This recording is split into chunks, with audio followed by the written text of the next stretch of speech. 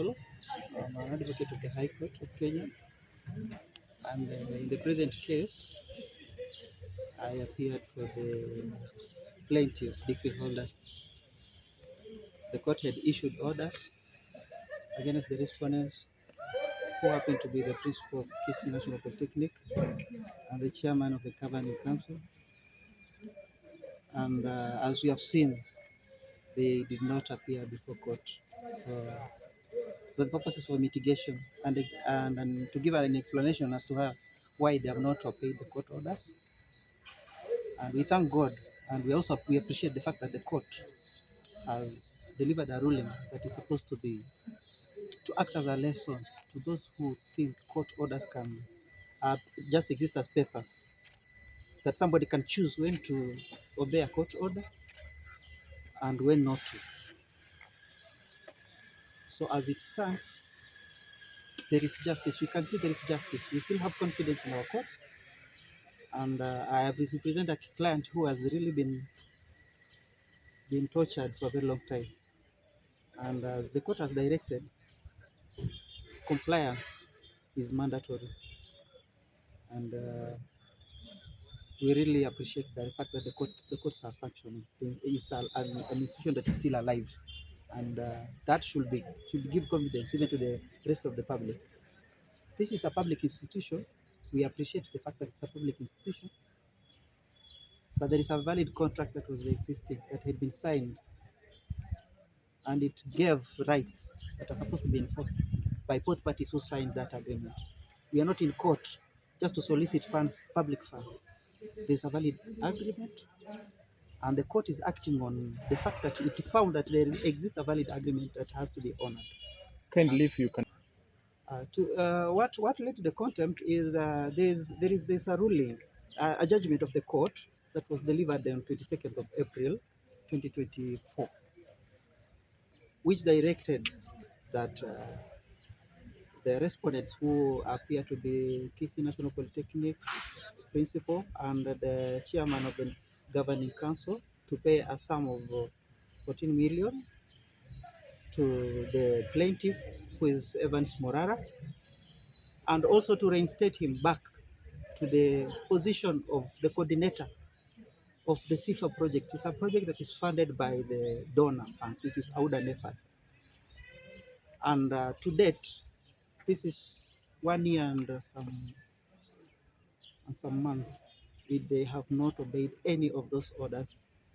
That's why they were cited to come and explain to the court why they have not obeyed those court orders. And unfortunately, they failed to appear before court today. And that is what prompted they failed to justify the reason why they have not obeyed the court orders. And today, they also failed to come and demonstrate to the court why, and to demonstrate to the court the steps their court has found them to be in contempt of the court orders, and that's why those orders of the court have been issued against them. Evans Morara Nyangongo, trained at Kisii National Polytechnic and the head of Agriculture and Environmental Science. And I'm also the lead contact person and the coordinator for the donor project dubbed Skills Initiative for Africa, CIFA, which was signed between Kisii National Polytechnic and the AUDA NEPAD, the implementing agency on behalf of the African Union. I want to register my satisfaction derived from today's ruling that accrues from a decree dated 23rd April 2024. That decree arises from a contract I made between the Kisii National Polytechnic, Egerton University, which mentors the project, and Mr. Morara, the head of Agriculture Department, that in the contract of agreement, there is also a research policy of Kisii National Polytechnic, which entitles whoever mobilizes resources for the institution is to be awarded 5% of the money that the project or proposal brings in.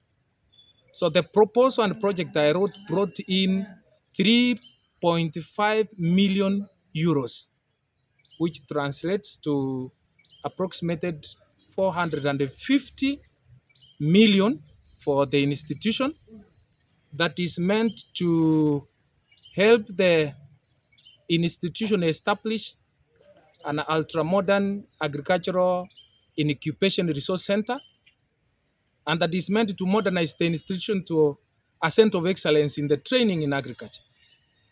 The project is meant to establish a processing unit in meat, milk, honey, fruits and vegetables, and water.